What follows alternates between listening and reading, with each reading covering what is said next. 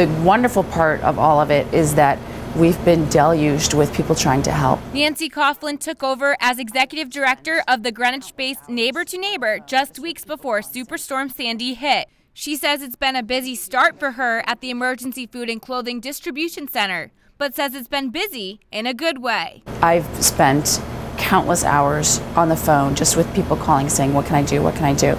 We've had volunteers come. People say, I just want to help, I'm going to come volunteer.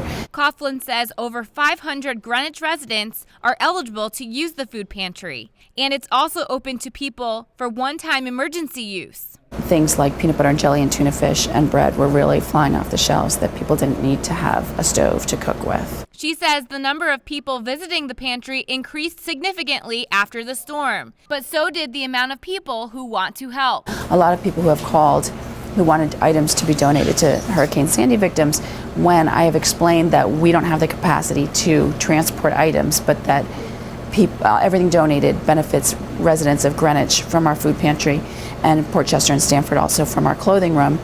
They've really understood that they want it to go to people in need. Coughlin says Neighbor to Neighbor was able to partner with the Brunswick School to bring donations from the food bank and clothing room to New York. She says despite the recent chaos, the pantry is ready for the holiday season and should be able to provide turkeys to each family they serve. Coughlin says items like beans, peanut butter and jelly, tuna fish, canned fruit, and fruit juice are always needed at the pantry. She says monetary donations go to buy meats, breads, and fresh produce. For more information on how to donate, visit the Neighbor to Neighbor website.